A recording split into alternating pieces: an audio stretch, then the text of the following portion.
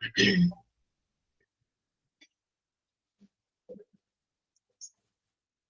afternoon, all. Good afternoon.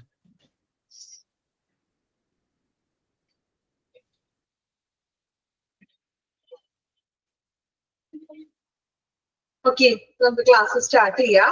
അപ്പൊ കഴിഞ്ഞ ക്ലാസ്സിൽ നമ്മള് എംപ്ലോയീസിന് ലഭിക്കുന്ന ബെനിഫിറ്റ്സുകൾ ഏതൊക്കെയാണെന്നാണ് പഠിച്ചത്. ഡിഫറെന്റ് ടൈപ്പ് ആയിട്ടുള്ള ബെനിഫിറ്റ്സുകൾ, ESI, PF, അതായത് മെഡിക്കൽ ഇൻഷുറൻസ്, അല്ലെ, ഇങ്ങനെയുള്ള പലതരത്തിലുള്ള ബെനിഫിറ്റ്സുകളാണ് നമ്മൾ പഠിച്ചത്.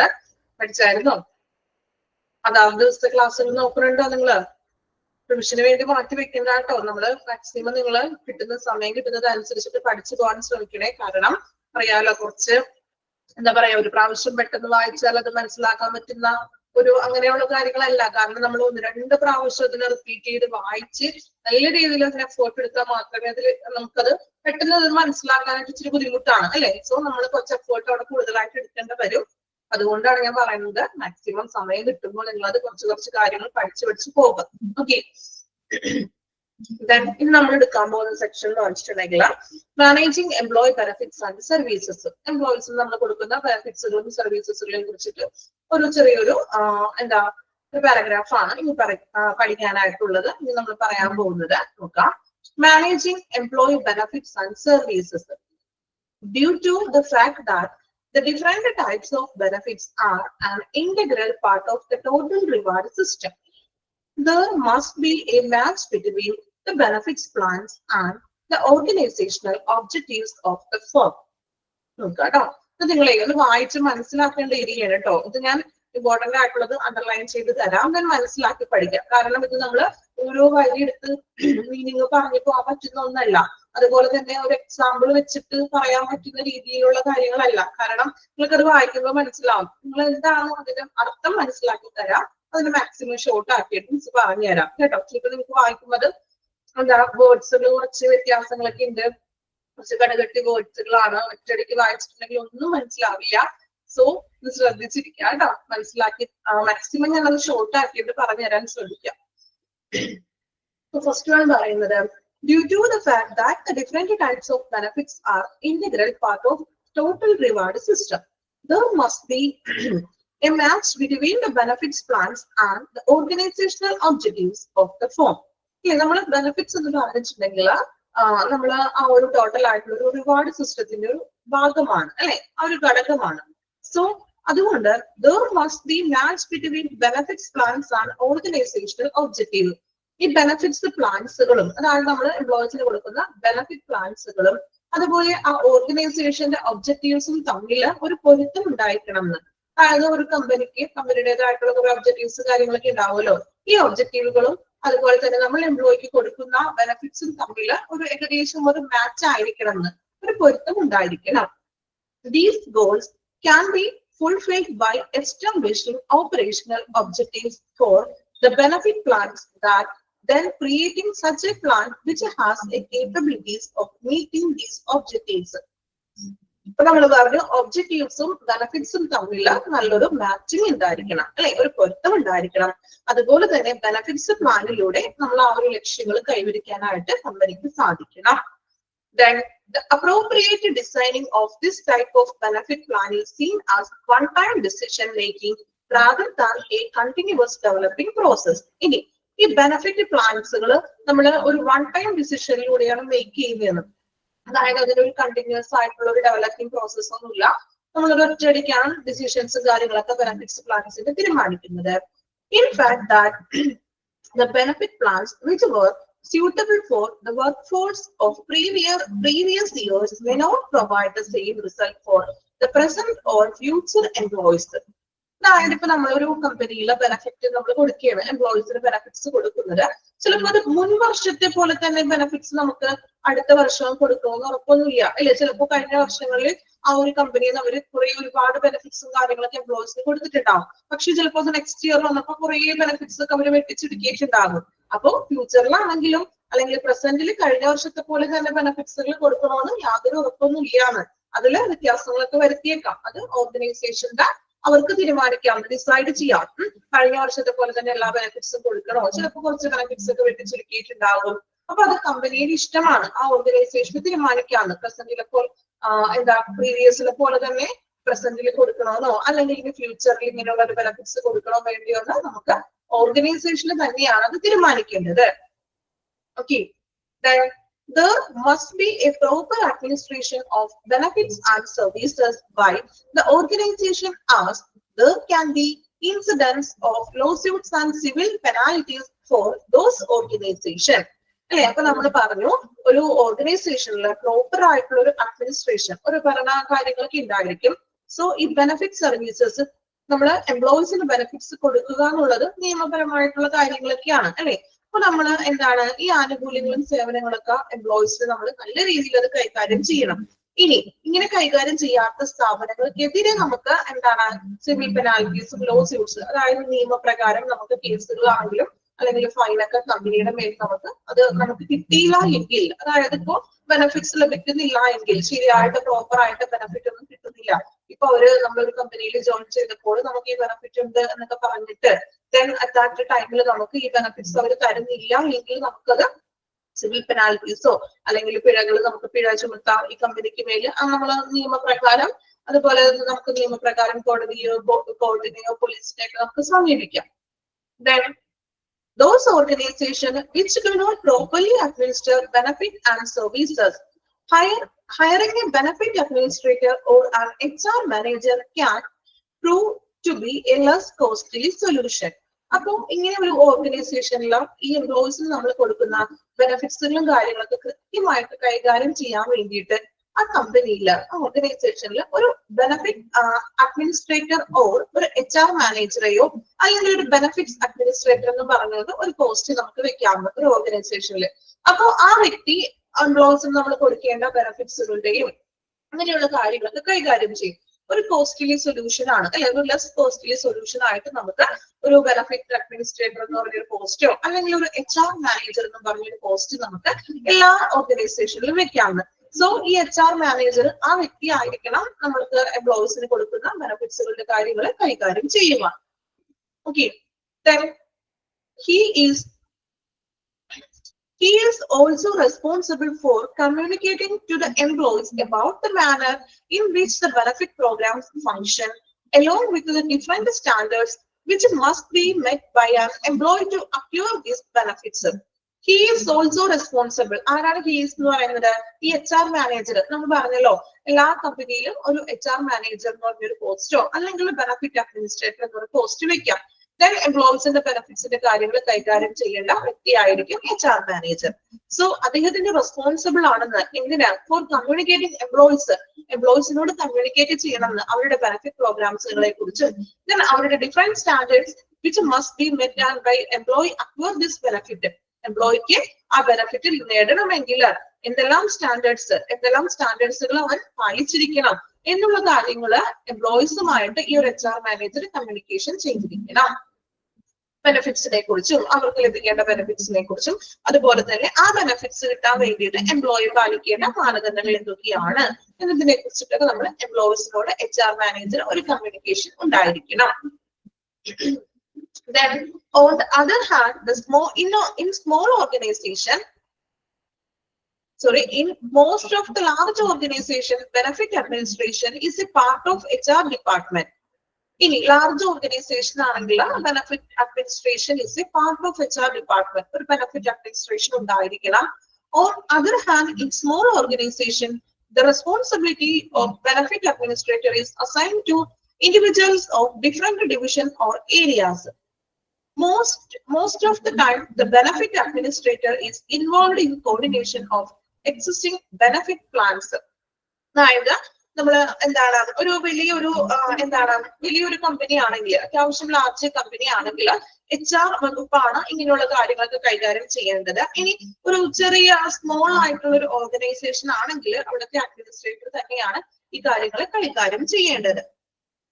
ഓക്കെ, ഇത്രയുമാണ് നമ്മൾ ജസ്റ്റ് പറഞ്ഞ കാര്യങ്ങൾ തന്നെയാണ്. നമ്മൾ എങ്ങനെയാണ് ഒരു കമ്പനിയിൽ എംപ്ലോയീസിന്റെ ബെനിഫിറ്റ്സുകൾ കൈകാര്യം ചെയ്യുന്നത് എന്നതിനെ കുറിച്ചാണ് നമ്മളിപ്പോൾ വായിച്ചത്. മാനേജിങ് എംപ്ലോയി ബെനിഫിറ്റ്സും then അവർക്ക് കൊടുക്കുന്ന സേവനങ്ങളും. ഓക്കെ, ഒരു പ്രാവശ്യം നിങ്ങളൊന്ന് വായിച്ചു നോക്കാം, മനസ്സിലാക്കി വായിക്കണോട്ട്. അത് കാരണം ഒരു വരി എടുത്ത് നമുക്ക് വായിച്ച് അല്ലെങ്കിൽ എക്സാമ്പിൾ വെച്ച് പറയാൻ പറ്റുന്ന ഒരു കേസ് അല്ല അത്. കാരണം നമ്മൾ പഠിച്ചു കഴിഞ്ഞതാണ്. അത് വലിയ ബുദ്ധിമുട്ടില്ലാന്ന് തോന്നുന്നു. പറഞ്ഞ കാര്യങ്ങൾ ഓക്കെ ആണോ? ഇനി ഒന്ന് വായിച്ചു നോക്കൂ. വായിച്ചു നോക്കിയിട്ട് എന്തെങ്കിലും ഡൗട്ട് ഉണ്ടെങ്കിൽ ചോദിക്കാം. ഓക്കെ, മനസ്സിലാക്കി വായിക്കണം കേട്ടോ.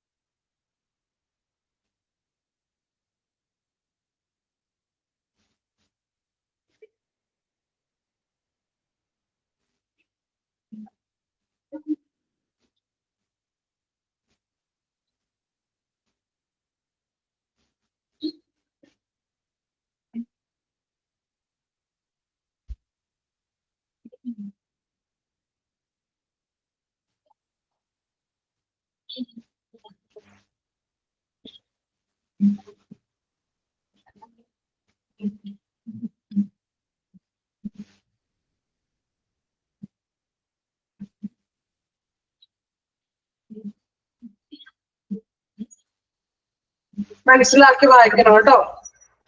ഒരു പ്രാവശ്യം വായിച്ചാൽ ചിലപ്പോൾ അത് കിട്ടില്ല. സോ 2-3 പ്രാവശ്യം വായിച്ചാലേ നമ്മള് പഠിക്കാനായിട്ട് നിങ്ങൾ എടുക്കുമ്പോൾ 1 അല്ല 2 അല്ല 3 തവണ വായിച്ചാൽ ചില കാര്യങ്ങൾ അത് നിങ്ങൾക്കത് ക്യാച്ച് ചെയ്യാൻ പറ്റുള്ളൂ.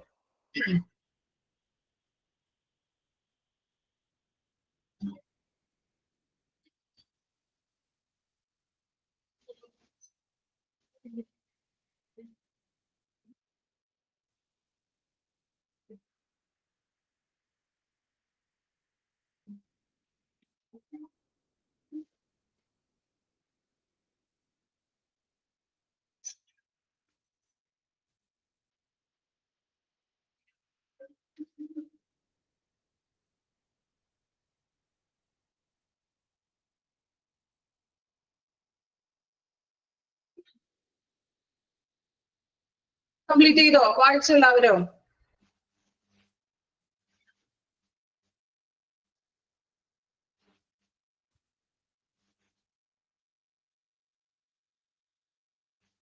വായിച്ച് കംപ്ലീറ്റ് ചെയ്യാത്തവര് പെട്ടെന്ന് കംപ്ലീറ്റ് ചെയ്യാട്ടോ. തന്നെ അതിൽ അണ്ടർലൈൻ ചെയ്യാനുണ്ട് കുറച്ച് കാര്യങ്ങള്.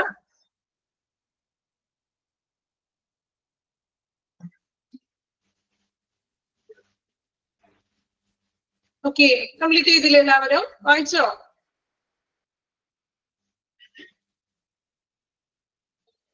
റെസ്പോൺസ് ഒന്നും ഇല്ലല്ലോ. വായിക്കണം എല്ലാവരും.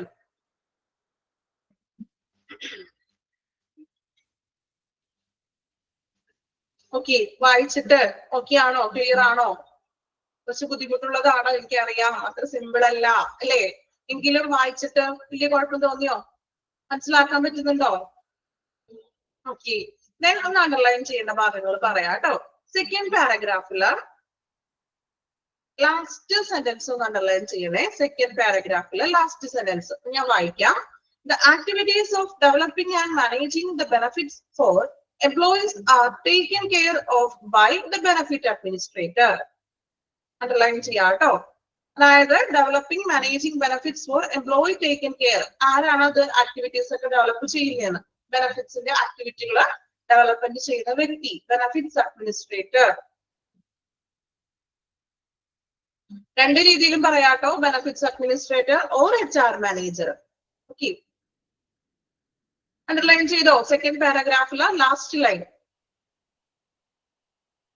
ചെയ്തില്ലേ? Then ഇനി നെക്സ്റ്റ് അടുത്ത തേർഡ് പാരഗ്രാഫിലെ ഫസ്റ്റ് ലൈൻ അണ്ടർലൈൻ ചെയ്യണം. തേർഡ് പാരഗ്രാഫിലെ first line, he is also responsible for communicating to the employee about the manner in which benefit programs function along with the different standards which must be met by an employee to acquire these benefits. Benefits വരെ underline ചെയ്യണം. He is responsible for, ആരാണ് responsible, means ആരുടെയാണ് duty എന്ന് പറഞ്ഞിട്ടുണ്ടെങ്കിൽ എംപ്ലോയീസിന് ആ ബെനഫിറ്റ്സിന്റെ കാര്യങ്ങൾ അറിയിക്കുക. അതുപോലെ എംപ്ലോയീസിന് ആ ബെനഫിറ്റ്സ് നേടണമെങ്കിൽ അവൻ പാലിക്കേണ്ട സ്റ്റാൻഡേർഡ്സുകൾ എന്തൊക്കെയാണ് എന്ന് കമ്മ്യൂണിക്കേറ്റ് ചെയ്യുന്ന വ്യക്തി ആരാണ്? Answer HR manager or benefits administrator. ഉണ്ടോ? അണ്ടർലൈൻ ചെയ്തോ? മൂന്നാമത്തെ പാരഗ്രാഫിലെ ഫസ്റ്റ് ലൈൻ. അപ്പൊ ചോദ്യം വരുന്ന രീതിയിൽ നോക്കാം. ഹു ഈസ് റെസ്പോൺസിബിൾ ഫോർ, അങ്ങനെ ചോദിക്കാം കേട്ടോ. ആരുടെ ഉത്തരവാദിത്തമാണ്, അല്ലെങ്കിൽ ആരാണ് അതിൽ റെസ്പോൺസിബിൾ ആയിരിക്കുന്നത്? ബെനഫിറ്റ്സിന്റെ കാര്യങ്ങള് എംപ്ലോയീസിനോട് കമ്മ്യൂണിക്കേറ്റ് ചെയ്യാനുള്ള ഉത്തരവാദിത്തം ആർക്കാണ്? ആർക്കാണ് ഉത്തരവാദിത്തം? HR മാനേജർ. ഓക്കെ, രണ്ട് കാര്യങ്ങൾ അണ്ടർലൈൻ ചെയ്ത് വെക്കുക കേട്ടോ. അതിൽ ഇമ്പോർട്ടന്റ് ആയിട്ട് മെയിൻ ആയിട്ട് ചോദിക്കാൻ ചാൻസ് ഉള്ള ക്വസ്റ്റ്യൻ ആണ്. ദെൻ ബാക്കി നമ്മൾ കോമൺ ആയിട്ട് പറയുന്ന കാര്യങ്ങളാണല്ലോ. ബെനഫിറ്റ്സുകൾ കിട്ടുന്ന കാര്യം, ഇങ്ങനെ നമ്മൾ ബെനഫിറ്റ്സ് കൊടുക്കുന്നത് പ്രീവിയസിനേക്കാളും വ്യത്യാസം ഉണ്ടാവും. ബെനഫിറ്റ്സുകളൊക്കെ തമ്മിൽ സെയിം ആയിരിക്കില്ല.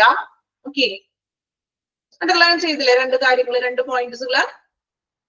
ഓക്കെ, നെക്സ്റ്റ് വൺ നോക്കാം. The different types of considerations in administration benefits and services are stated below. അതായത് നമ്മൾ പറഞ്ഞു എംപ്ലോയീസിന് നമ്മുടെ ബെനഫിറ്റ്സുകളൊക്കെ കൊടുക്കുന്നു. സോ നമ്മൾ എംപ്ലോയീസിന് കൊടുക്കുന്ന ഈ ബെനഫിറ്റ്സുകളുടെയും അതുപോലെ മറ്റു സർവീസുകളുടെയും നടത്തിപ്പ് നമ്മൾ എങ്ങനെയൊക്കെ കൊടുക്കണം, പരിഗണനകളാണ് നമ്മൾ ഇത് നോക്കാൻ പോകുന്നത്. എങ്ങനെയൊക്കെയാണ് എല്ലാ എംപ്ലോയീസിനും കൊടുക്കണോ, അല്ലെങ്കിൽ ഏതൊക്കെ രീതികളിലുള്ള ആളുകൾക്കാണ് കൊടുക്കേണ്ടത്, അല്ലെങ്കിൽ ഏതൊക്കെ തരത്തിലുള്ള ബെനഫിറ്റ്സ് ആണ് കൊടുക്കേണ്ടത്, കുറെ പരിഗണനകളൊക്കെ നോക്കിയിട്ടാണ് നമ്മൾ എംപ്ലോയീസിന് ഈ ബെനഫിറ്റ്സ് ഒരു കമ്പനി പ്രൊവൈഡ് ചെയ്യുന്നത്. അപ്പൊ അതിന്റെ കുറച്ച് പരിഗണനകളാണ് ഇനി നമ്മൾ പഠിക്കാൻ പോകുന്നത്. കുറച്ചൊരു 7 പോയിന്റ്സ് ഉണ്ട് പഠിക്കാനായിട്ട്, 7 പരിഗണനകള്. സോ ഇത് കുറച്ച് മനസ്സിലാക്കി പഠിക്കേണ്ട ഒരു ഏരിയയാണ്, കുറച്ച് ബുദ്ധിമുട്ടുള്ള ഒരു ഏരിയയാണ്. സോ ഇങ്ങോട്ട് പറയാം, നേരത്തെ പഠിക്കാൻ ടഫാണ് അങ്ങനെയല്ല കേട്ടോ, മനസ്സിലാക്കിയെടുക്കാൻ കുറച്ച് ബുദ്ധിമുട്ടാണ്. അല്ലെങ്കിൽ നിങ്ങൾക്ക് അറിയാൻ പറ്റുമല്ലോ, നമ്മൾ ട്രെയിനിങ് ചെയ്ത് ഡെവലപ്മെന്റ് ചെയ്ത് ചില സെക്ഷൻസുകൾ നമുക്ക് പെട്ടെന്ന് ക്യാച്ച് ചെയ്യാൻ പറ്റും. അതുപോലെ തന്നെ എനിക്ക് നിങ്ങൾക്ക് എക്സാമ്പിളൊക്കെ വെച്ച് നമുക്ക് പഠിക്കാനും പറ്റും. അതുപോലെ എനിക്ക് എക്സാമ്പിൾ വെച്ചിട്ട് നിങ്ങൾക്ക് പെട്ടെന്ന് കിട്ടുന്ന രീതിക്ക് പറഞ്ഞു തരാനൊക്കെ പറ്റും. പക്ഷെ ഈ ഒരു സെക്ഷൻ എന്ന് പറഞ്ഞിട്ടുണ്ടെങ്കിൽ എക്സാമ്പിൾ വെച്ചൊന്നും പറയാൻ പറ്റുന്ന ഒന്നല്ല. മാക്സിമം ഞാൻ ശ്രമിക്കാം എക്സാമ്പിൾ വെച്ച് പറയാൻ. ഓക്കെ, കാരണം എക്സാമ്പിൾ വെച്ച് പറയുമ്പോഴാണ് നിങ്ങൾക്ക് കുറച്ചും കൂടി അത് പെട്ടെന്ന് നിങ്ങൾ ക്യാച്ച് ചെയ്യുന്നതാണ് എനിക്ക് മനസ്സിലാക്കിയെടുക്കാൻ പറ്റിയത്. ആണോ? അങ്ങനെയല്ലേ? ഒരുപാട് ഞാൻ തിയറിറ്റിക്കൽ ആയിട്ട് ഇങ്ങനെ വായിച്ചു പോയി പറഞ്ഞിട്ട് നിങ്ങൾക്ക് അത് ക്യാച്ച് ചെയ്യാൻ ബുദ്ധിമുട്ടുള്ള കാര്യമാണ്. നിങ്ങൾ ബേസ് ഇല്ലാത്തവരുണ്ട്, കൊമേഴ്സ് ബേസ് ഇല്ലാത്തവരുണ്ട് എന്നൊക്കെ നിങ്ങൾ ഫസ്റ്റ് ടൈം പറഞ്ഞിട്ടുണ്ട്. അതുകൊണ്ടാണ് ഞാൻ മാക്സിമം അതിനെ നിങ്ങൾക്ക് വേണ്ടിയിട്ട് കുറച്ച് എക്സാമ്പിൾ എടുത്തതും. പക്ഷെ ചില സെക്ഷനിൽ നമുക്ക് അങ്ങനെ എക്സാമ്പിൾ ഒന്നും ഇടാൻ പറ്റില്ല കേട്ടോ. എക്സാക്ട് പോയിന്റ് എന്താണോ അത് തന്നെ നമുക്കത് മനസ്സിലാക്കി പഠിക്കാനേ പറ്റുള്ളൂ. ഓക്കെ, മാക്സിമം ഞാൻ ഷോർട്ട് ആക്കി എക്സാമ്പിൾ വെക്കാൻ ശ്രമിക്കാം കേട്ടോ. അപ്പൊ നമുക്ക് നോക്കാം. താഴെ നമ്മള് ബെനഫിറ്റ്സ് കൊടുക്കുന്ന മാനദണ്ഡങ്ങള്, അല്ലെങ്കിൽ നമ്മൾ എങ്ങനെയൊക്കെയാണ് ബെനഫിറ്റ്സ് കൊടുക്കുന്നതെന്നാണ് നോക്കുന്നത്. അതിൽ ഫസ്റ്റ് വൺ ആണ് ഡിസൈഡിങ് റെസിപ്പിയൻസ് ഓഫ് ബെനഫിറ്റ്സ്. നമ്മൾ ഡിസൈഡ് എങ്ങനെയാണ് ബെനഫിറ്റ്സ് കൊടുക്കുന്ന റെസിപ്പിയൻസ്. റെസിപ്പിയൻസ് എന്ന് പറഞ്ഞിട്ടുണ്ടെങ്കിൽ എന്താണ്? നമ്മൾ ആർക്കൊക്കെയാണ് ബെനഫിറ്റ്സുകൾ കൊടുക്കേണ്ടത്? ഇപ്പൊ ഒരു ഓർഗനൈസേഷൻ എന്ന് പറയുമ്പോൾ അവിടെ ഒരുപാട് സ്റ്റാഫുകൾ ഉണ്ട്. അവിടെയുള്ള എല്ലാവർക്കും കൊടുക്കണോ, അല്ലെങ്കിൽ എക്സ്പീരിയൻസ്ഡ് ഉള്ളവർക്കാണോ? അങ്ങനെ നമ്മൾ പരിഗണിക്കുന്നതാണ് ആർക്കെല്ലാമാണ് നമ്മൾ ഏതെല്ലാം എംപ്ലോയീസിനാണ് നമുക്ക് ബെനഫിറ്റ്സ് കൊടുക്കേണ്ടത്. അതാണ് ഫസ്റ്റ് പോയിന്റിൽ നമ്മൾ ഇനി പഠിക്കാൻ പോകുന്നത്. നോക്കാം. Deciding recipients of benefits. The different categories of employees who can be a part of overall benefit program offered by the firm must be decided by an employer as they constitute accomplishing the objectives of benefit plans. The following are included in this. അപ്പൊ വ്യത്യസ്ത വിഭാഗങ്ങളിലായിട്ട് പല വിഭാഗങ്ങളിലായിട്ട് നമ്മൾ അവിടെ ഒരു കമ്പനിയിൽ ജീവനക്കാരുണ്ടാകും അല്ലെ. Employees ഒത്തിരി പല പല ഡിവിഷനിലായിട്ട് എംപ്ലോയീസ് ഉണ്ടാവും. സോ നമ്മള് ബെനഫിറ്റ്സിന്റെ ആ ഒരു ലക്ഷ്യങ്ങൾ കൈവരിക്കുന്നതിന് വേണ്ടുന്ന ഘടകങ്ങൾ എന്തെല്ലാം ബേസിസിൽ നോക്കിയിട്ടാണ് നമ്മള് ബെനഫിറ്റ്സ് കൊടുക്കുന്നതെന്ന്. അതാണ് താഴെ ഇനി നമ്മുടെ മെയിൻ ആയിട്ടുള്ള പോയിന്റ്സ് ആണ് താഴെ പറഞ്ഞിരിക്കുന്നത്. ഏതെല്ലാം രീതിയിലാണ് നമ്മൾ ഒരു എംപ്ലോയിയെ നമ്മൾ തിരഞ്ഞെടുക്കുന്നത്, അല്ലെങ്കിൽ ഏതൊക്കെ എംപ്ലോയിക്ക് ആർക്കെല്ലാമാണ് നമ്മുടെ ഒരു കമ്പനിയിൽ ബെനിഫിറ്റ്സ് നമ്മൾ കൊടുക്കേണ്ടത്. നോക്കാം കേട്ടോ. ഇതിനെ കുറച്ച് ഇങ്ങനെ പരിഗണിക്കേണ്ട വ്യക്തികളൊക്കെയാണ് നമ്മൾ പറയുന്നത്. First one, active full time employees അല്ലെ. ഫുൾ ടൈം എംപ്ലോയീസ് അതായത് പെർമനന്റ് ആയിട്ടുള്ള സ്റ്റാഫുകൾക്കാണ് എംപ്ലോയ്മെന്റ് കൊടുക്കേണ്ടത് അല്ലെ. ഇപ്പൊ നമ്മള് ഒരു ട്രെയിനി ആയിട്ടൊക്കെ കയറിയിട്ടുണ്ടെങ്കിൽ ഈ പറഞ്ഞ PF, ESI ആനുകൂല്യങ്ങളൊക്കെ ലഭിക്കാറുണ്ടോ? നമ്മൾ ആ കമ്പനിയിൽ പെർമനന്റ് ഒന്നും ആക്കിയിട്ടില്ല എങ്കിൽ ESI, PF ഒക്കെ ലഭിക്കോ? ഏതെങ്കിലും കമ്പനി പ്രൊവൈഡ് ചെയ്യാറുണ്ടോ? നമ്മൾ അവിടെ പെർമനന്റ് ആയി ഒരു എന്താ 2-3 വർഷമൊക്കെ നമ്മൾ പെർമനന്റ് സ്റ്റാഫ് ആയാൽ മാത്രമേ നമുക്ക് ഈ ഒരു ആനുകൂല്യങ്ങൾ, ബെനഫിറ്റ്സുകൾ കമ്പനി പ്രൊവൈഡ് ചെയ്യുകയുള്ളൂ. അങ്ങനെയല്ലേ പൊതുവെ? ആണോ? വർക്ക് ചെയ്യുന്നവർക്ക് ഇല്ലേ? നിങ്ങൾക്ക് അറിയില്ലേ, നമ്മളൊരു ട്രെയിനി ആയിട്ട് നിന്നിട്ടുണ്ടെങ്കിലോ ഒരു 6 മാസം നിന്നത് കൊണ്ടോ മാത്രം ഒരു PF, ESI ആനുകൂല്യങ്ങളും ഒന്നും ലഭിക്കില്ല. So active full time employee ആയിരിക്കണം. അതായത് നമ്മൾ പെർമനന്റ് ആയിട്ടുള്ള എംപ്ലോയി ആണോ അങ്ങനെ നമ്മൾ നോക്കണം. Then dependent members of active full time employees. അപ്പൊ ഫുൾ ടൈം എംപ്ലോയീസിനെ നമുക്ക് അതിൽ പരിഗണിക്കാം. അതുപോലെ തന്നെ ആ എംപ്ലോയീസിനെ ഡിപ്പെൻഡ് ചെയ്യുന്ന മെമ്പേഴ്സ്, അതായത് അവരുടെ ആശ്രിതര്, ഫാമിലി മെമ്പേഴ്സ്. രണ്ടാമത്തെ കാര്യം പറയുന്നത് employees who have retired from the job. Retire ആയിട്ടുള്ള, ആ ജോലിയിൽ നിന്നും വിരമിച്ചിട്ടുള്ള ആൾക്കാർ അല്ലെ. നമുക്ക് വിരമിച്ചവർക്കുള്ള റിട്ടയർമെന്റ് ആയിട്ടുള്ള ബെനിഫിറ്റ്സുകൾ നമ്മൾ പഠിച്ചോ കഴിഞ്ഞ ദിവസം ഗ്രാറ്റുവിറ്റി എന്നൊക്കെ പറഞ്ഞ് പഠിച്ചോ? നിങ്ങളല്ലേ പഠിച്ചത്? യെസ്. അപ്പോ റിട്ടയർഡ് ആയിട്ടുള്ള എംപ്ലോയീസിന് കൊടുക്കുക. അതുപോലെ തന്നെ dependence of retired employees, retired ആയിട്ടുള്ള എംപ്ലോയീസിന് ഡിപ്പെൻഡേഴ്സിനും ആശ്രിതർക്ക് കൊടുക്കാം. ദെൻ പിന്നെ പറയുന്നത് പാർട്ട് ടൈം എംപ്ലോയീസ്, വേണമെങ്കിൽ പാർട്ട് ടൈം എംപ്ലോയീസിനും കൊടുക്കാണ്. ചില കമ്പനികളാണ് കേട്ടോ, എല്ലാ കമ്പനികളും പാർട്ട് ടൈം എംപ്ലോയീസിനോട് പ്രൊവൈഡ് ചെയ്യാറില്ല. കൂടുതലായിട്ടും പെർമനന്റ് ആയിട്ടുള്ള എംപ്ലോയീസിനാണ് ഇങ്ങനെയുള്ള ബെനിഫിറ്റ്സുകൾ പ്രൊവൈഡ് ചെയ്യുന്നത്. പിന്നെ മേ ബി ചില ഓർഗനൈസേഷൻ ആണെങ്കിൽ ചിലപ്പോൾ പാർട്ട് ടൈം വരുന്ന എംപ്ലോയീസിനും ബെനിഫിറ്റ്സുകൾ കൊടുക്കുന്നു. അതുപോലെ dependence of part time employees, അവരുടെ ആശ്രിതർക്ക് കൊടുക്കുന്നു. എംപ്ലോയി ഹു ഹാവ് ഡിസബിൾഡ് ആയിട്ടുള്ള എംപ്ലോയീസ് ഉണ്ടെങ്കിൽ അവർക്ക് ആനുകൂല്യങ്ങൾ കൊടുക്കുന്നു. അതുപോലെ തന്നെ ഡിപ്പെൻഡൻസ് ഓഫ് ഡിസബിൾഡ്, അവരുടെ ആശ്രിതർക്ക് ആനുകൂല്യങ്ങൾ കൊടുക്കുന്നു. ദെൻ സർവേയർ ഓഫ് ഡിക്കീസ്ഡ് എംപ്ലോയീസ്, അതായത് എന്താണ്, ജോലി ഉപേക്ഷിച്ചിട്ടുള്ള എംപ്ലോയീസിന്, അതായത് ഇപ്പോ കുറെ വർഷക്കാലം സേവനം അനുഷ്ഠിച്ചു, പിന്നെ ആള് എന്താണ് ജോലി ഉപേക്ഷിച്ചിട്ടുണ്ടെങ്കിലും അവർക്കും നമുക്ക് ബെനിഫിറ്റ് കൊടുക്കാം. Employee who have the job, നമ്മൾ ജോലി ഉപേക്ഷിച്ചിട്ടവർക്കും ഡിക്കീസ് ചെയ്തവർക്കും, നമ്മൾ ജോലി വേണ്ട കളഞ്ഞു ഉപേക്ഷിച്ച് പോകുന്ന ഒരു എംപ്ലോയീസിന് കൊടുക്കാം. ഡിപ്പെൻഡൻസ് ഓഫ് എംപ്ലോയി ക്വിറ്റ് ചെയ്ത എംപ്ലോയീസിന്റെ എന്താണ് ആശ്രിതർക്കും നമുക്ക് ഈ ഒരു ജോബ് കൊടുക്കാം. Then employee who are separated from employment temporary, ഇനി ടെമ്പററി ആയിട്ട് അതിൽ നിന്നും, അതായത് നമ്മൾ റിസൈൻ ചെയ്ത് പോകുന്നതല്ല, അല്ലാതെ ടെമ്പററി ആയിട്ട് ചിലപ്പോൾ ഒരു കുറച്ച് മാസത്തേക്ക് ലീവ് എടുത്ത് നമ്മൾ പോകില്ലേ, ഒരു 6 month ആയിട്ട് നമ്മൾ ആ ജോലിയിൽ നിന്ന് നമ്മൾ പോകുന്ന ഒരു അവസ്ഥ ടെമ്പററി ആയിട്ട്. ഇപ്പൊ എക്സാമ്പിൾ ആണ് പറയുന്നത്, എംപ്ലോയീസ് ഓൺ ഫാമിലി ലീവ്. ഇപ്പൊ എന്തെങ്കിലും ഫാമിലി റിലേറ്റഡ് ആയിട്ടുള്ള ഇഷ്യൂസ് ആയിട്ടോ അല്ലെങ്കിൽ എന്തെങ്കിലും അസുഖങ്ങളൊക്കെ ആയിട്ട് നമ്മൾ കുറച്ച് മാസത്തേക്ക് ടെമ്പററി ആയിട്ട് നമ്മൾ റിസൈൻ ചെയ്ത് പോകുന്ന ഒരു സാഹചര്യത്തിൽ എംപ്ലോയീസിന് നമുക്ക് എന്ത് ചെയ്യാം, ബെനിഫിറ്റ്സ് കൊടുക്കാം. അതുപോലെ തന്നെ dependence of employees who are separated from employment temporary, അവര് ഡിപ്പെൻഡ് ചെയ്തിട്ടുള്ള, അവരുടെ ടെമ്പററി ആയിട്ട് പോകുന്നവരുടെ ഫാമിലിക്കും നമുക്ക് കൊടുക്കാമെന്ന്. ഓക്കെ, അപ്പൊ ഇത്രയും പേരെയൊക്കെയാണ് നമ്മൾ കൺസിഡർ ചെയ്യുന്നത്. ഓക്കെ, ഒന്ന് വായിച്ചു നോക്കി. ഒന്നാമത്തെ പോയിന്റ് ആണ് നമ്മൾ പറഞ്ഞത്, ആർക്കൊക്കെയാണ് നമ്മൾ ബെനിഫിറ്റ്സ് കൊടുക്കേണ്ടത് എന്ന് തീരുമാനിക്കുന്നതാണ്. ഒന്ന് വായിച്ചു നോക്കാം, പോയിന്റ്സുകൾ ഒന്ന് വായിക്കാം. അണ്ടർലൈൻ ഒന്നും ചെയ്യണ്ട, മനസ്സിലാക്കി പഠിച്ചാൽ മതി അത്. ഓക്കെ, വായിച്ചു നോക്കാം കേട്ടോ.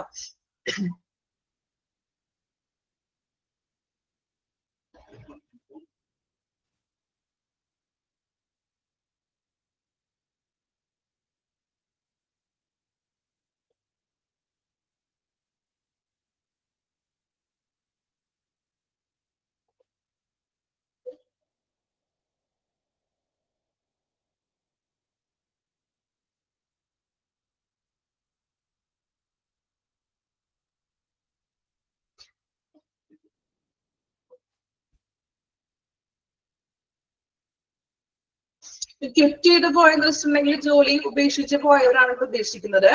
ഡിക്കീസിലും ജോലി ഉപേക്ഷിച്ചിട്ടുള്ളവരെല്ലാം മരണപ്പെട്ടു പോകുന്നവരൊക്കെ ഉണ്ടല്ലോ. അപ്പൊ ജോലിയിൽ ഇരിക്കുമ്പോൾ തന്നെ, സർവീസിൽ ഇരിക്കുമ്പോൾ തന്നെ മരണം സംഭവിക്കുന്ന വ്യക്തികൾ, അപ്പൊ അവർക്കും നമ്മൾ പറഞ്ഞു ബെനിഫിറ്റ്സുകൾ, ആനുകൂല്യങ്ങളൊക്കെ കൊടുക്കാറുണ്ട്.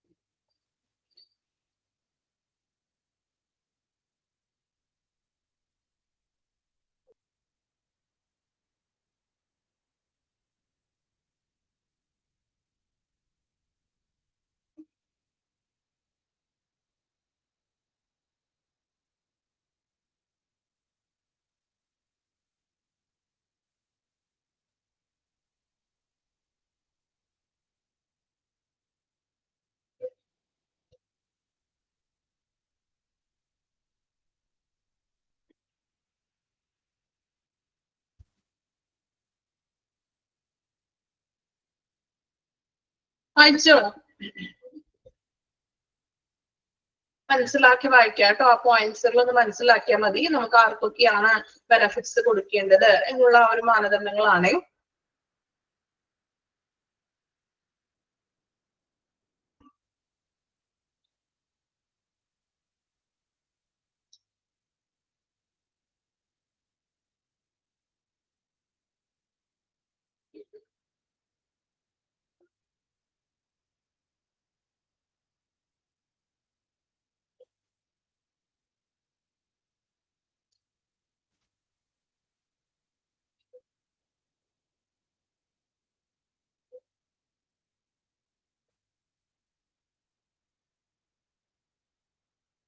ഓക്കെ, വായിച്ചു എല്ലാവരും. Deciding recipients of benefits complete ചെയ്തോ? ഉറങ്ങിയാണോ നിങ്ങൾ വായിച്ചിട്ട്? ചില ആൾക്കാർ വായിച്ചാൽ പിന്നെ ഉറങ്ങിപ്പോകും കേട്ടോ. അതാണ് ഇടക്കിടക്ക് ഞാൻ വിളിച്ച് ചോദിക്കുന്നത്. ഉറങ്ങുന്നുണ്ടോ ആരെങ്കിലും? കേൾക്കാൻ വലിയ രസമൊന്നുമില്ലാത്തൊരു ഏരിയ ആണെന്ന് എനിക്കറിയാം ടോപ്പിക് അല്ലേ? അപ്പൊ അത്യാവശ്യം ഉച്ച സമയമാണ്, ഉറക്കം വന്നിട്ടൊക്കെ ഉണ്ടാവും എനിക്കറിയാം. എങ്കിലും പഠിക്കണമല്ലോ നമുക്ക്. ഏതായിരുന്നു 9th പോയിന്റോ? അതായത് ഡിക്കീസ് ചെയ്തിട്ടുള്ള എംപ്ലോയീസ്, മരണപ്പെട്ടു പോയിട്ടുള്ള എംപ്ലോയീസ്, സർവീസിൽ ഇരിക്കുമ്പോൾ മരണം അടഞ്ഞിട്ടുള്ളത്. ഫിറ്റ് ചെയ്യാന്ന് വെച്ചിട്ടുണ്ടെങ്കിൽ ആ ജോലി നമ്മൾ ഉപേക്ഷിച്ച് പോകുന്നവര്.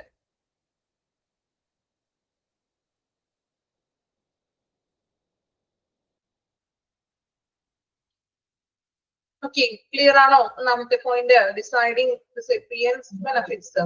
ഓക്കെ, നമുക്കിനി രണ്ടാമത്തത് നോക്കാം. Determining the inclusion of retires in plan.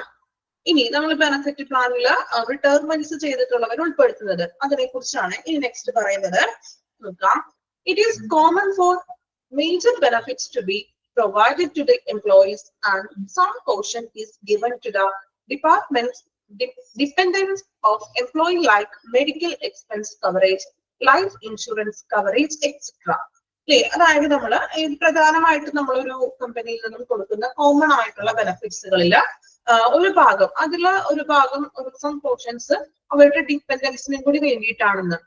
Retirement ചെയ്യുമ്പോൾ അവർക്ക് കിട്ടുന്ന ആനുകൂല്യങ്ങൾ അവരുടെ ഫാമിലി മെമ്പേഴ്സിനും കൂടി കവറേജ് ചെയ്തിട്ട് കിട്ടുന്നുണ്ടോ? ഏതൊക്കെയാണ് അങ്ങനെ കിട്ടുന്നത്? റിട്ടയർമെന്റ് പ്ലാനുകളിൽ അവരുടെ ഫാമിലി മെമ്പേഴ്സിനും കൂടി ഇൻക്ലൂഡഡ് ആയിട്ട് കിട്ടുന്ന കുറച്ച് ബെനഫിറ്റ്സുകൾ ഉണ്ട്. നമ്മൾ കഴിഞ്ഞ ക്ലാസ്സിൽ പഠിച്ചതാണ് റിട്ടയർമെന്റ് ബെനഫിറ്റ്സുകള്. ഓർക്കുന്നുണ്ടോ ആരെങ്കിലും? റിട്ടയർമെന്റ് ബെനഫിറ്റ്സുകൾ നമ്മൾ പഠിച്ചില്ലേ? അപ്പോ അവർ കിട്ടുന്ന റിട്ടയർമെന്റിന് നമുക്ക് കിട്ടുന്ന ബെനഫിറ്റ്സുകളില് ഫാമിലി മെമ്പേഴ്സിനും കൂടി കിട്ടുന്ന ബെനഫിറ്റ്സുകൾ ഏതൊക്കെയാണ്? അതാണ് ഞാൻ ചോദിക്കുന്നത്. ഏതൊക്കെയാണ്? എക്സാമ്പിൾ ഒന്ന് വേഗം പറഞ്ഞേ. കഴിഞ്ഞ ക്ലാസ്സിൽ എടുത്തതാണ് ഞാൻ. പെട്ടെന്ന് പറയൂ എക്സാമ്പിള്. ഫാമിലി മെമ്പേഴ്സിനും കൂടി കിട്ടുന്നത്, ആ ഒരു കവറേജസുകൾ കിട്ടുന്നത് ഏതൊക്കെയാണ്? കഴിഞ്ഞ ക്ലാസ്സിൽ നമ്മൾ പഠിച്ചില്ലേ റിട്ടയർമെന്റ് ബെനഫിറ്റ്സുകൾ ലഭിക്കുന്നത് ഏതൊക്കെയാണ്? ESI, PF പഠിച്ചോ? ESI നമ്മൾ പറഞ്ഞു. ഒരു അതെ, അവർക്ക് മാത്രമാണോ ESI കിട്ടുന്നത്? ആണോ? എംപ്ലോയിക്ക് മാത്രമാണോ ESI കിട്ടുന്നത്? ആ എംപ്ലോയീസിന്റെ ഫാമിലി മെമ്പേഴ്സ്, ESI അംഗമായിട്ടുള്ള ഫാമിലി മെമ്പേഴ്സിനും ESIയുടെ ആനുകൂല്യങ്ങളൊക്കെ ലഭിക്കുന്നു. അതുപോലെ മെഡിക്കൽ ഇൻഷുറൻസുകളൊക്കെ കിട്ടും അല്ലെ? നോക്കി, medical expense coverage, life insurance coverage, ഇതെല്ലാം ആ മെമ്പേഴ്സിന് മാത്രമല്ല മറിച്ച് ഗ്രാജുവേറ്റ് അങ്ങനെ മെമ്പേഴ്സിന് മാത്രമല്ല മറിച്ച് അവരുടെ ഡിപ്പെൻഡ് ചെയ്യുന്ന ആളുകൾക്കും കൂടി ലഭിക്കുന്നു. അതായത് എംപ്ലോയിയുടെ ആശ്രിതർക്ക്. ഡിപ്പെൻഡ് ചെയ്തിട്ടുള്ള ആളുകൾക്കും കൂടി ലഭിക്കുന്നു. ഇപ്പൊ വിഡ്രോവലൊക്കെ മരണപ്പെട്ടിട്ടുണ്ടെങ്കിൽ നമുക്കത് വിഡ്രോവൽ ചെയ്തിട്ട് ആ ഒരു ഡിപ്പെൻഡന്റ് ആരാണോ, നോമിനി ആരാണോ, നോമിനിക്ക് ആയിരിക്കും ഗ്രാറ്റുവിറ്റി ആണെങ്കിലും PF ആണെങ്കിലും ലഭിക്കുന്നത് അല്ലേ. There are many factors which must be taken care of when deciding whether to include other groups in this plan or not.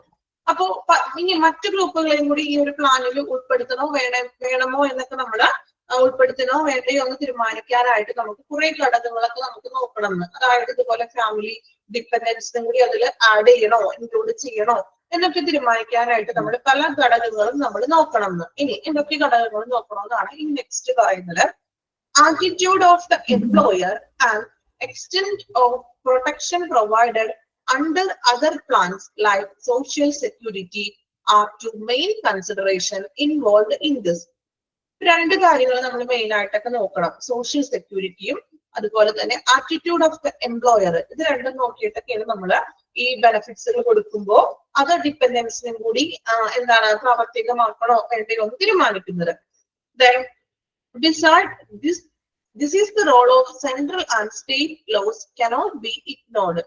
For example, due to the family leave law, then some benefits still need to be provided. ഇപ്പോൾ ചില സന്ദർഭങ്ങളിൽ നമ്മൾ ഫാമിലിക്കും കൂടി ഈ പറഞ്ഞ പോലെ നമ്മൾ ബെനിഫിറ്റ്സുകൾ കൊടുക്കേണ്ടത് ആവശ്യമായിട്ട് വന്നേക്കാം.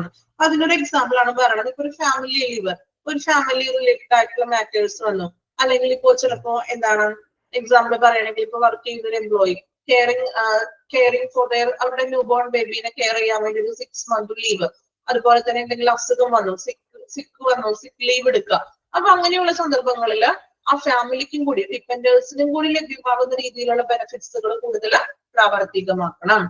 ഓക്കെ, ഇത്രയുമാണ് റിട്ടയർമെന്റ് പ്ലാനിൽ പറയുന്നത്. ഇനി ഒന്ന് വായിച്ചു നോക്കാം,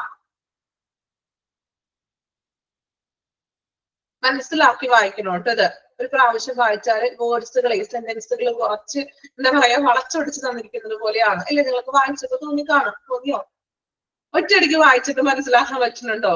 സെന്റൻസുകൾ കുറച്ച് കടുകട്ടി വേർഡ്സുകളാണ് എങ്കിലും കുഴപ്പമില്ല, മനസ്സിലാക്കി പഠിക്കുക കേട്ടോ. ഇത് ആ ഒരു രീതിക്ക് തന്നെ നമുക്ക് ഇതിനെ ഞാൻ വേറെ ഒരു എക്സാമ്പിൾ വെച്ച് പറഞ്ഞിട്ടുണ്ടെങ്കിൽ നിങ്ങളത് കൂടുതൽ കൺഫ്യൂഷനിലോട്ട് എത്തിക്കും. അതുകൊണ്ടാണ് ഞാൻ എക്സാക്ട് ആ പോയിന്റ് മാത്രമാണ് നിങ്ങൾക്ക് പറഞ്ഞു തരുന്നത് കേട്ടോ. ഒരുപാട് ഞാനത് വലിച്ചു നീട്ടി പറഞ്ഞിട്ടുണ്ടെങ്കിൽ ഒന്നും മനസ്സിലാവില്ല. കാരണം തന്നിരിക്കുന്നത് തന്നെ കുറച്ച് വളച്ചൊടിച്ചിട്ടുള്ള സെന്റൻസുകളൊക്കെയാണ് അല്ലേ? കുറച്ച് ഭാഗം മനസ്സിലാക്കി എടുക്കാൻ ഇച്ചിരി ബുദ്ധിമുട്ടുള്ള ഒരു പോർഷനാണ്.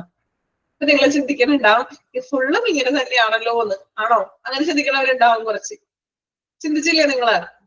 കുറച്ച് കാര്യങ്ങൾ ചിന്തിച്ചിട്ടുണ്ടാവുമല്ലോ, ഇത് എളുപ്പം എന്ന് പറയാനില്ലല്ലോ മിസ്സേ, ഫുള്ള് ഇങ്ങനെയാണല്ലോ എന്ന്. ചില ചാപ്റ്റേഴ്സ് ഞാൻ പറഞ്ഞല്ലോ, നമുക്ക് ചിലപ്പോ ആ എക്സാക്ട് പോയിന്റ്സ് വെച്ച് തന്നെ നിങ്ങൾ പഠിക്കേണ്ടതായിട്ട് വരും.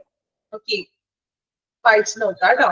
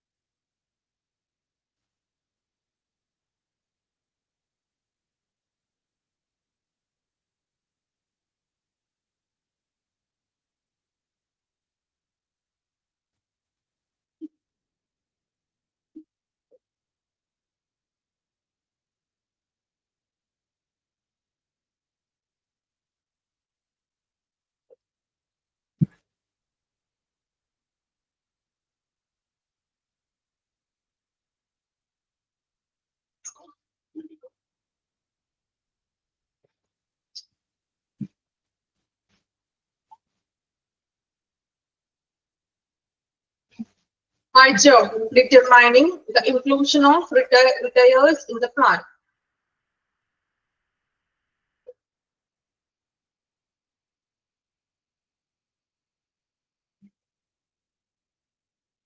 ഓക്കെ, എല്ലാവരും വായിച്ച് കംപ്ലീറ്റ് ചെയ്തോ? കംപ്ലീറ്റ് ചെയ്യാത്തവരുണ്ടെങ്കിൽ ചെയ്തോളൂ, വായിച്ചോളൂ.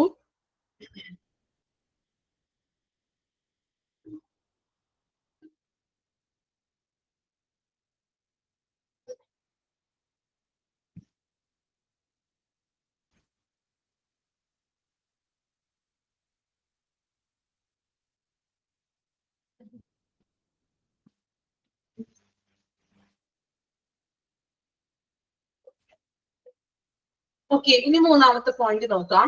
Probationary periods. പ്രൊബേഷണറി പീരീഡ് കേട്ടിട്ടുണ്ടോ വാക്ക്? പ്രൊബേഷണറി കേട്ടിട്ടുണ്ടോ? കേട്ടിട്ടുണ്ട്. എന്താണ് പ്രൊബേഷണറി പീരീഡ് എന്ന് പറഞ്ഞിട്ടുണ്ടെങ്കിൽ നിങ്ങൾ തന്നെ പറഞ്ഞോളൂ. ഞാനല്ലേ അങ്ങോട്ട് പറയുന്നത്. ഇനി നിങ്ങൾ കുറച്ച് കാര്യങ്ങൾ ഇങ്ങോട്ട് പറയൂ. എന്താണ് പ്രൊബേഷണറി പീരീഡ് എന്ന് അർത്ഥമാക്കുന്നത്? വർക്ക് ചെയ്യുന്നവരാണെങ്കിൽ അറിയാലോ, പ്രൊബേഷണറി ടൈം ഒക്കെ കഴിഞ്ഞിട്ടുണ്ടാവും. തുടക്കം കാലം.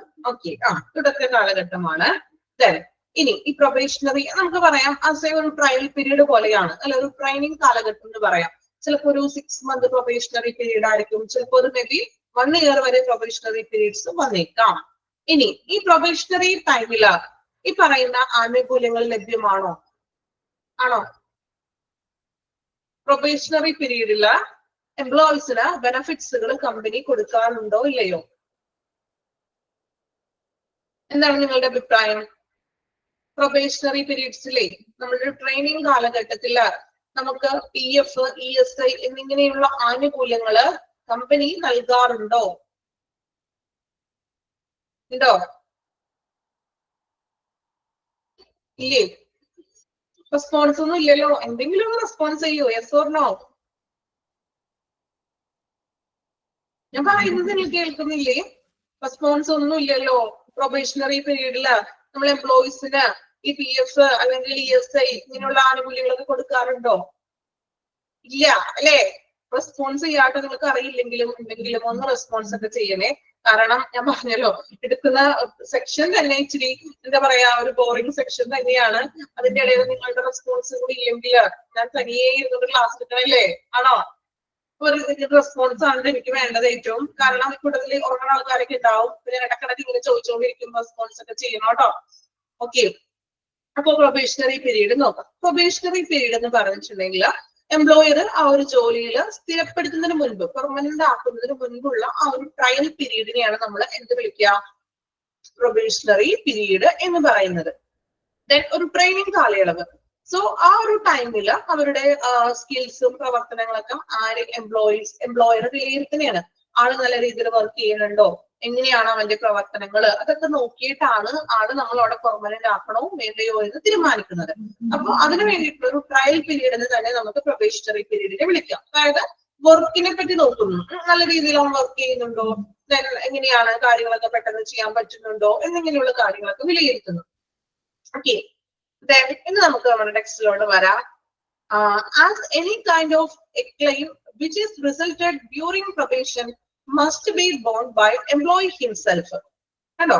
പ്രൊബേഷണറി പീരീഡിൽ വരുന്ന ക്ലെയിംസും കാര്യങ്ങളും, ക്ലെയിംസിനോട് ഉദ്ദേശിക്കുന്നത് അതായത് ഇപ്പോ ആ ഒരു ടൈമില് ജീവനക്കാർക്ക് അവൻ തന്നെ അവന്റെ സ്വയം കാര്യങ്ങളൊക്കെ ചെയ്യണമെന്ന്. അതായത് ഒരു ആനുകൂല്യങ്ങളും ഈ ഒരു പ്രൊബേഷണറി പീരീഡില് എംപ്ലോയീസിന് ലഭിക്കുന്നില്ല.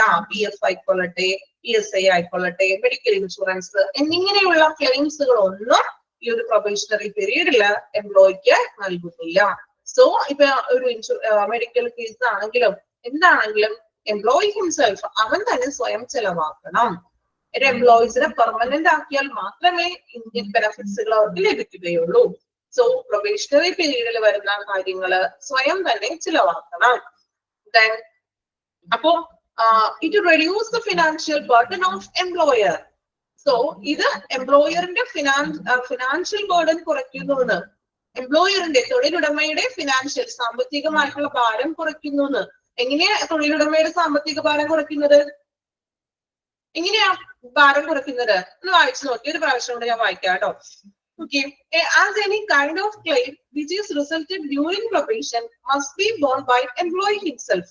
പ്രൊബേഷൻ പീരീഡില് എംപ്ലോയീസിന് നമ്മള് ബെനഫിറ്റ്സ് ഒന്നും കൊടുക്കുന്നില്ല. സോ അവൻ തന്നെ സ്വയം അവന്റെ ക്ലെയിംസും കാര്യങ്ങളും, ഇപ്പൊ മെഡിക്കൽ ഇൻഷുറൻസ് ആണെങ്കിലും എല്ലാം അവൻ തന്നെ സ്വയം അവന്റെ കയ്യിൽ നിന്ന് ചെലവാക്കണം. It reduce financial burden of burden on the employer. അത് എംപ്ലോയറിന്റെ ഒരു സാമ്പത്തിക ഭാരം കുറയ്ക്കാനായിട്ട് സഹായിക്കുന്നു. എങ്ങനെയാ കുറയ്ക്കുന്നത് ഒന്ന് ആലോചിച്ച് നോക്കി. എംപ്ലോയറിന്റെ ഭാരം കുറയ്ക്കാന്ന് പറഞ്ഞാൽ എന്താണ്? ആലോചിച്ച് നോക്കൂ, ജസ്റ്റ് ഒന്ന് ആലോചിച്ച് നോക്കി. എംപ്ലോയറിന്റെ ഭാരം കുറയ്ക്കാന്ന്, ഫിനാൻഷ്യൽ ആയിട്ടുള്ള ഭാരം എംപ്ലോയറിന്റെ കുറയ്ക്കാം. അതായത് നിങ്ങൾ പഠിച്ചോ ESI, PF എന്ന് പറയുന്നത് എന്താണ്? ഇനി ESI, PF എന്നൊക്കെ പറയുന്നത് സെയിം കോൺട്രിബ്യൂഷൻ ആണ്, ആണോ? എംപ്ലോയറുടെയും എംപ്ലോയും ഈക്വൽ ആയിട്ടുള്ള കോൺട്രിബ്യൂഷൻ ആണ് അവിടെ ചെയ്യുന്നത്, ആണോ? കഴിഞ്ഞ ക്ലാസ്സിൽ പഠിച്ചില്ലേ PF-ഉം ESI-യും നമ്മൾ പഠിച്ചു. ഈക്വൽ ആയിട്ടുള്ള ഒരു എമൗണ്ട് ആണ് എംപ്ലോയിയും ആ സെയിം എമൗണ്ട് തന്നെയാണ് എംപ്ലോയർ കോൺട്രിബ്യൂട്ട് ചെയ്യുന്നത്, ആണോ? അപ്പോ ഈ പ്രൊബേഷണൽ പീരീഡില് ഇവർക്ക് നമ്മൾ ആനുകൂല്യങ്ങൾ കൊടുക്കുന്നില്ല, അല്ലെ? എംപ്ലോയീസിന് ആനുകൂല്യങ്ങൾ കൊടുക്കുന്നില്ല എങ്കിൽ എംപ്ലോയറും കയ്യിൽ നിന്ന് അവർ കോൺട്രിബ്യൂട്ട് ചെയ്യണ്ട, അത്രയും എമൗണ്ട് അദ്ദേഹത്തിന് ലാഭിക്കാം. മനസ്സിലായോ? അതുകൊണ്ടാണ് അവിടെ പറയുന്നത് ഫിനാൻഷ്യൽ ബേർഡൻ കുറയ്ക്കാന്ന്. എംപ്ലോയറിന്റെ കോൺട്രിബ്യൂട്ട് ചെയ്യണ്ടല്ലോ. പ്രൊബേഷണറി പീരീഡിൽ നമ്മൾ ആനുകൂല്യങ്ങൾ കൊടുക്കണ്ട. അപ്പൊ PF ആണെങ്കിലും ESI ആണെങ്കിലും ആ ഒരു സെയിം കോൺട്രിബ്യൂട്ട് ചെയ്യുന്ന എമൗണ്ട് കൊടുക്കേണ്ട ആവശ്യമില്ല. സോ അത് അവർക്ക് സാമ്പത്തിക ഭാരം ഉണ്ടാവില്ല എന്ന്, അത് കുറയ്ക്കാമെന്ന് ആ ഒരു പീരീഡില്, ആ ഒരു ട്രയൽ പീരീഡില്. ഇപ്പൊ മനസ്സിലായോ എന്താണ് പറഞ്ഞിരിക്കുന്ന സെന്റൻസ്? മനസ്സിലായോ? Okay.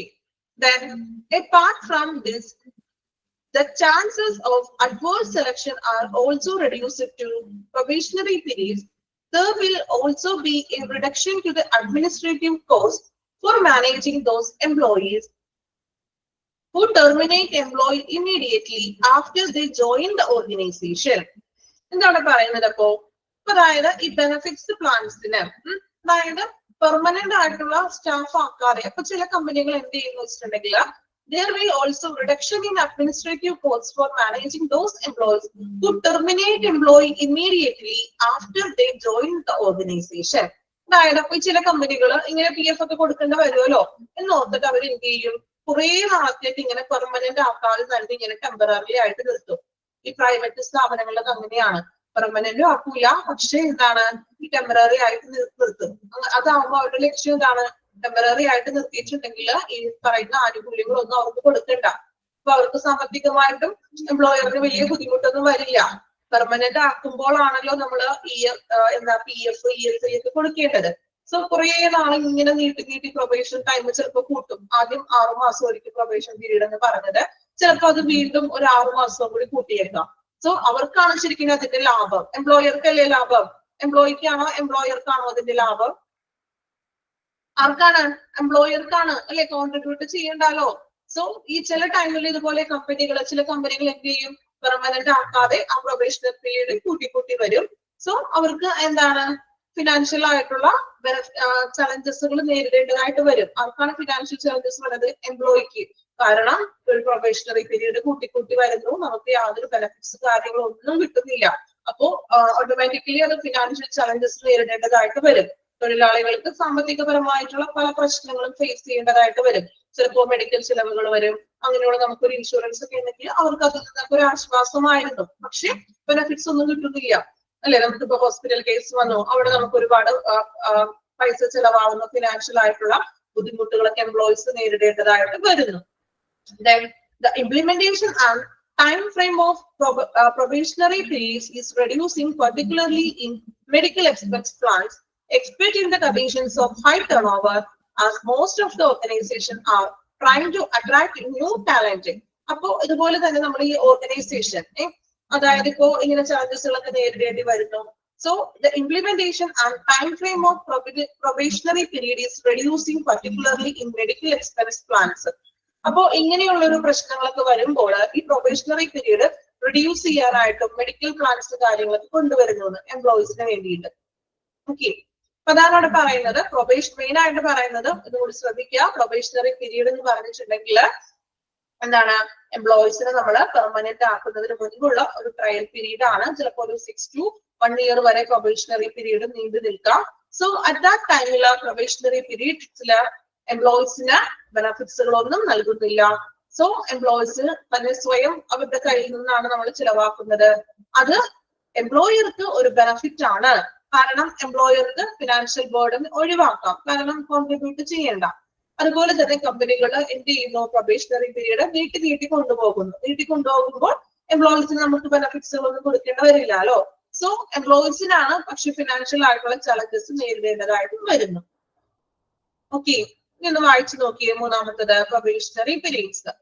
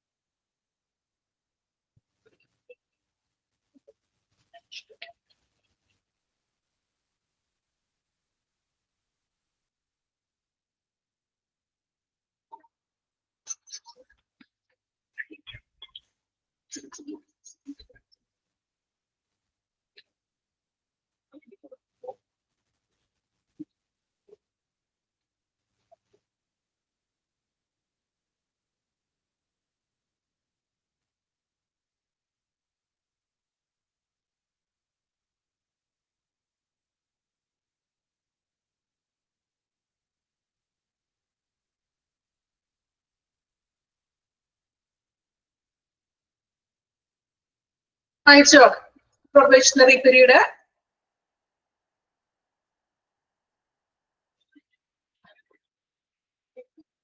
കംപ്ലീറ്റ് ചെയ്തോ? ദെൻ എന്താണ് പ്രൊബേഷണറി പീരീഡ്? ക്ലിയർ ആണ് എല്ലാവർക്കും?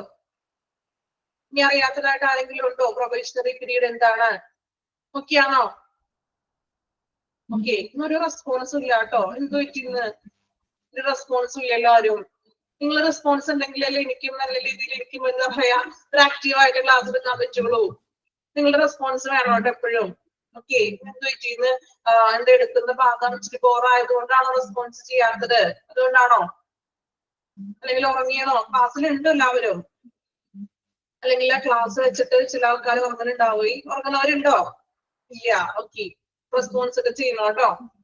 ദെൻ നെക്സ്റ്റ് അടുത്ത പോയിന്റ് കൂടി ഒന്ന് പറയാം. അടുത്തൊരു പോയിന്റ് കൂടി നമുക്ക് വായിക്കാം. ഓക്കെ, ഒരുപാട് എടുത്ത് ഞാൻ നിങ്ങളെ എന്താ പറയാ ബോറടിച്ചില്ല. ഫിനാൻസിങ് അടുത്തതാണ്. Financing. The employee has to pay a portion of cost of his her or coverage in several benefits plans. This can help the employer financially, or other funds which are saved from this can be used in facilitating other type of benefits to the employees. നമുക്കറിയാം employees ചില ബെനഫിറ്റ്സിൽ ഒരു portion അവരുടെ ചിലവുകൾക്ക് വേണ്ടിയിട്ട് ചിലവാക്കുന്നുണ്ട്, കവറേജിന് വേണ്ടി.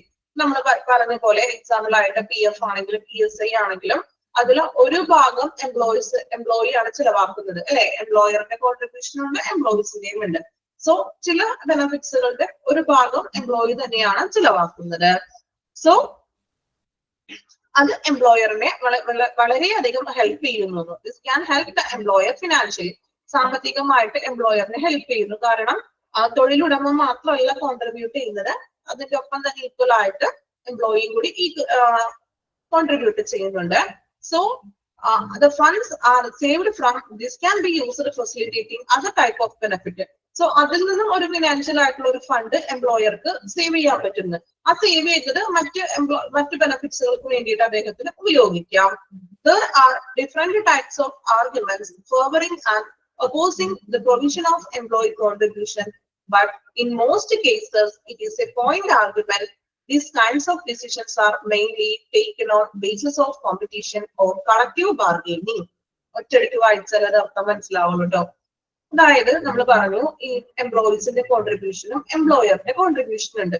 പക്ഷെ ചില വാദങ്ങൾ അതിന് ഒപ്പോസ് ചെയ്യുന്നുണ്ടെന്ന്. അതായത് ഈ എംപ്ലോയർ എങ്ങനെ കോൺട്രിബ്യൂട്ട് ചെയ്യണോ വേണ്ടയോ എന്നുള്ളതിന് ചിലവർ അതിന് എതിരായിട്ട് പറയുന്നവരുമുണ്ട്. കാരണം എംപ്ലോയർ മാത്രം കോൺട്രിബ്യൂട്ട് ചെയ്താൽ മതിയല്ലോ, അവിടെ നിന്നും എംപ്ലോയീസിന്റെ കയ്യിൽ നിന്ന് കോൺട്രിബ്യൂഷൻ വേണോ എന്നുള്ളൊരു രീതിയിൽ പല രീതിയിലുള്ള വാദങ്ങൾ നിൽക്കുന്നുണ്ട്. പക്ഷെ അതെല്ലാം ഒരു വാദമായിട്ട് മാത്രമാണ് നിൽക്കണേന്ന് കണ്ടോ. It is A point of argument. അതെപ്പോഴും ഒരു ആർഗ്യുമെന്റ് ആയിട്ട് തന്നെ നിലനിൽക്കുന്നു. കാരണം these kinds of decision are mainly taken on the basis of competition or collective bargaining.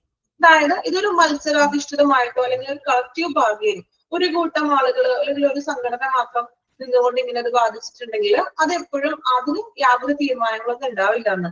Equal ആയിട്ടുള്ള സെയിം കോൺട്രിബ്യൂഷൻ വേണം എന്ന് തന്നെയുള്ള രീതിക്ക് നിലനിൽക്കുന്നു. ആർഗ്യുമെന്റ്സ് ഉണ്ട്, എങ്കിലും അതിൽ കൂടുതലായിട്ട് വലിയ കാര്യമായിട്ടൊന്നും മാറ്റമൊന്നും വരാൻ ചാൻസ് ഇല്ലാന്ന്. Okay, then the employees tend to select voluntarily or refuse the coverage in situation where contributory financing is implemented for different type of benefits as part of from pension plans. അതുപോലെ തന്നെ pension പദ്ധതികൾക്കൊക്കെ പുറമെ, pension കൊടുക്കുന്നതിനൊക്കെ പുറമെ ആനുകൂല്യങ്ങൾക്കായിട്ടൊക്കെ നമ്മൾ contribute ചെയ്യാറുണ്ട്. ധനസഹായങ്ങൾ നടപ്പിലാക്കുന്ന ഒരു സാഹചര്യങ്ങളൊക്കെ വരുമ്പോഴും ഈ കവറേജ് ഒക്കെ നമുക്ക് ചിലവരത് എന്ത് ചെയ്യും, ചിലപ്പോൾ അത് നിരസിക്കും, അല്ലെങ്കിൽ അത് ഈ നമ്മളിപ്പോ പറഞ്ഞ പോലെ ഇപ്പൊ PF ആണെങ്കിലും PSA ആണെങ്കിലും ചിലവർ അത് കോൺട്രിബ്യൂട്ട് ചെയ്യാൻ തയ്യാറായിരിക്കും, ചില ആളുകളോ അത് നിരസിക്കും അല്ലെ. ചിലപ്പോൾ അത് തയ്യാറാകില്ല. അപ്പൊ ഞങ്ങൾക്ക് PF വേണ്ട, കാരണം എന്താണ്, നമുക്ക് കിട്ടുന്നതിൽ നിന്ന് ഒരു ഭാഗം PF-ലോട്ട് പോയിക്കൊണ്ടിരിക്കുകയാണ് അല്ലെ. അപ്പൊ ചില ആൾക്കാർ അതിനെ നിരസിക്കും, എതിർത്തും പറയും. കാരണം അങ്ങനെയുള്ളവർക്ക് PF ഞങ്ങൾക്ക് വേണ്ട, നമുക്ക് കിട്ടുന്ന സാലറി മാത്രം മതി, PF എന്നുള്ളൊരു കൺസെപ്റ്റ് വേണ്ട എന്ന് പറയും. സോ ഇങ്ങനെ പറയുന്നത് the cost to the employer will additionally get low based on the degree to which coverage is declined by few employees. അപ്പൊ ഇങ്ങനെയുള്ള കുറച്ച് എംപ്ലോയീസ് എന്ത് പറയും, ഇങ്ങനെ നമ്മൾ കോൺട്രിബ്യൂട്ട് ചെയ്യുന്നതിനോട് താല്പര്യമില്ല, PF വേണ്ട എന്ന് പറയും. സോ അത് കമ്പനി ഉടമയ്ക്ക് ലാഭമാണ് അല്ലെ, അവർക്ക് ലാഭമാണ്. എന്തുകൊണ്ടാണ്, എംപ്ലോയി കോൺട്രിബ്യൂട്ട് ചെയ്യുന്നില്ലെങ്കിൽ എംപ്ലോയി കോൺട്രിബ്യൂട്ട് ചെയ്യുന്നില്ലെങ്കിൽ എംപ്ലോയറും ചെയ്യണ്ട. അപ്പൊ ആർക്കാണ് ലാഭം, എംപ്ലോയർക്ക് അവിടെ ലാഭമാണെന്ന്. ബട്ട് അപ്പൊ അവിടെ എന്ത് ചെയ്യാൻ പറ്റും, സേവ് ചെയ്യാൻ പറ്റും. But this saving can be minimised by negative choice which are resulted by those who select coverage. Additionally is the option of refusing coverage is available to the employees. ഇവിടെയാണ് നമ്മൾ പറഞ്ഞത്, അതായത് നമുക്ക് എംപ്ലോയീസിന് ഒരു നെഗറ്റീവ് ചോയ്സ് എടുക്കുകയാണ്. ചിലപ്പോൾ negative choice എന്ന് ഉദ്ദേശിക്കുന്നത് എന്താണ്, അപ്പോ ഇങ്ങനെയുള്ളൊരു കോൺട്രിബ്യൂഷൻ ചെയ്യാൻ പറ്റില്ല, അപ്പോ അല്ലെങ്കിൽ PF എന്നുള്ള ആനുകൂല്യം ഞങ്ങൾക്ക് വേണ്ട എന്ന് എംപ്ലോയീസ് തീരുമാനം എടുക്കുകയാണെങ്കിൽ അത് എംപ്ലോയർക്ക് ലാഭകരമായിരിക്കുന്നു. കാരണം എംപ്ലോയി കോൺട്രിബ്യൂട്ട് ചെയ്യുന്നില്ലെങ്കിൽ എംപ്ലോയറും കോൺട്രിബ്യൂട്ട് ചെയ്യേണ്ട, അവർക്ക് കൂടുതൽ ലാഭമാണ്. Okay, in comparison to non-contributory plans, the administrative cost is relatively higher in case of contributory plans. Contribute ചെയ്യുന്ന പ്ലാൻസിനേക്കാളും non-contributory പ്ലാൻസിനേക്കാളും കോൺട്രിബ്യൂട്ടറി പ്ലാൻസിനാണ് അഡ്മിനിസ്ട്രേറ്റീവിന് ഭയങ്കര ചിലവ് വരുന്നതെന്ന്. അതായത് നോൺ കോൺട്രിബ്യൂട്ടറി എന്ന് പറഞ്ഞിട്ടുണ്ടെങ്കിൽ ഇപ്പൊ ബോണസ് അങ്ങനെയുള്ള കാര്യങ്ങളൊക്കെ അവര് മാത്രം നമുക്ക് ചെയ്തു തരുന്നതാണ് അല്ലെ. പക്ഷെ ഈ കോൺട്രിബ്യൂട്ടറി എന്ന് പറയുമ്പോൾ PF ESI എന്നൊക്കെ പറയുമ്പോൾ കമ്പനി ഉടമയിൽ നിന്നും ചിലവാകുന്നുണ്ട്, അവർക്കൊരു നല്ല രീതിയിൽ കോസ്റ്റ് വരുന്നുണ്ട്.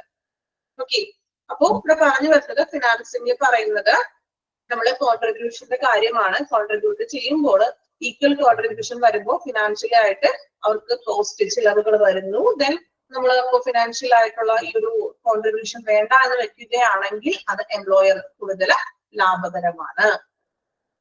ഓക്കെ, ഇത്രയുമാണ് ഫിനാൻസിംഗില് പറയുന്നത്. ദെൻ അടുത്ത പോയിന്റ് ഇനി എംപ്ലോയി സോഴ്സ് ആണ്. അത് നമുക്ക് അടുത്ത ക്ലാസ്സിൽ പറയാം. ഒരുപാട് എടുത്ത് ഞാൻ നിങ്ങളെ എന്താ പറയാ ബോറടിപ്പിക്കണില്ല. 4 പോയിന്റ് നമ്മൾ ഇത് പറഞ്ഞിട്ടുള്ളൂ. അത്യാവശ്യം 4 പോയിന്റിലും ഒരുപാട് കാര്യങ്ങൾ നമ്മൾ പറഞ്ഞു പോയിട്ടുണ്ട്. ദെൻ അടുത്ത ക്ലാസ്സിൽ നിങ്ങൾ പോയിന്റ്സുകൾ വായിക്കണം കേട്ടോ. കാരണം ഒറ്റയടിക്ക് വായിച്ച് മനസ്സിലാക്കാൻ പറ്റുന്ന ഒരു സെക്ഷൻ അല്ല. ആണോ? ഉറങ്ങിയ ആൾക്കാരൊക്കെ എണീറ്റോളൂ കേട്ടോ. ക്ലാസ് കഴിഞ്ഞിട്ടോ. കുറച്ചുപേരെ ഉറങ്ങുന്നുണ്ടായിരുന്നേ. ഉറങ്ങിയ ആൾക്കാരൊക്കെ വിളിച്ച് എണീപ്പിക്കാം. എണീറ്റ് ഉറങ്ങിയ ആൾക്കാരൊക്കെ ഓക്കെ. സത്യസന്ധമായിട്ട് കുറച്ചുപേരൊക്കെ എണീറ്റിട്ടുണ്ട് കേട്ടോ. ദെൻ എങ്ങനെ ഉണ്ടായിരുന്നു ഇന്നത്തെ ക്ലാസ് എന്ന് ഞാൻ ചോദിക്കണില്ല. കാരണം അറിയാലോ, കുറച്ച് നമുക്കത് വായിച്ചൊന്ന് മനസ്സിലാക്കി എടുക്കാനുണ്ട്. അതില് പെട്ടെന്ന് മീൻസ് ചില സെന്റൻസുകളെ നമ്മളത് നന്നായിട്ട് വായിച്ചാൽ അത് അതിൻ്റെതായിട്ടുള്ള ഒരു അർത്ഥം നമുക്ക് മനസ്സിലാകുള്ളൂ. അപ്പൊ മാക്സിമം ഞാൻ എന്താ പറയാ, നിങ്ങൾക്ക് എളുപ്പമാക്കാൻ വേണ്ടിയിട്ട് മാക്സിമം നിങ്ങൾക്ക് എല്ലാവർക്കും ഒരേപോലെ അക്സെപ്റ്റ് ചെയ്യുന്ന രീതിയിലോട്ടാണ് ഞാൻ പറയാൻ ശ്രമിക്കുന്നത്. ദെൻ ഒരുപാട് ഞാൻ തിയറിറ്റിക്കൽ ആയിട്ടൊന്നും പോണില്ല. ക്ലിയർ ആണോ? ഒന്ന് പറഞ്ഞ കാര്യങ്ങൾ ഓക്കെ ആണോ? ഓക്കെ ആണോ എല്ലാവർക്കും? ദെൻ വായിക്കാം കേട്ടോ. ഇത് നമുക്കൊരു എക്സാമ്പിൾ നിങ്ങൾക്ക് വായിച്ചപ്പോൾ മനസ്സിലായി കാണുമല്ലോ. ഒരു എക്സാമ്പിളിലൂടെ ഒന്നും പറഞ്ഞു പോകാൻ പറ്റില്ല. എക്സാക്ട് പോയിന്റ്സ് മാത്രം നമുക്ക് അവിടെ പറയാൻ പറ്റുള്ളൂ. ഓക്കെ, അപ്പൊ അതനുസരിച്ചിട്ട് നിങ്ങളും പഠിക്കണം. ചില ആളുകൾ വിചാരിക്കും ഇത് ഭയങ്കര ടഫ് ആണല്ലോ, മനസ്സിലാകുന്നില്ല എന്നൊക്കെ വിചാരിക്കുന്നുണ്ടാകും. അപ്പൊ മനസ്സിലാകുന്നില്ല, ടഫാണ് വിചാരിക്കുന്നവര് എന്ത് വേണം? എഫേർട്ട് എടുക്കണം, അവിടെ വായിക്കണം. നല്ല രീതിയിൽ വായിച്ചാൽ മാത്രമേ നമുക്കത് കിട്ടുള്ളൂ. അല്ലെ? എല്ലാ ചാപ്റ്റേഴ്സുകളും HRM ആണ്, നമുക്കൊരു ചെറിയൊരു സബ്ജക്റ്റ് അല്ലാതെ ഓവറോൾ ആയിട്ടുള്ള കാര്യങ്ങളാണ് അല്ലേ? അപ്പൊ നന്നായിട്ട് വായിക്കാം. ദെൻ മോക്ക് ടെസ്റ്റ് ഒക്കെ കൃത്യമായിട്ട് അറ്റൻഡ് ചെയ്യാം കേട്ടോ. അപ്പൊ ഓക്കെ, അടുത്ത ക്ലാസ്സിൽ നമുക്ക് ഇനി 5th പോയിന്റ് തുടങ്ങി സ്റ്റാർട്ട് ചെയ്യണം. Okay, thank you all. Thank you. Thank you. Thank you, ma'am.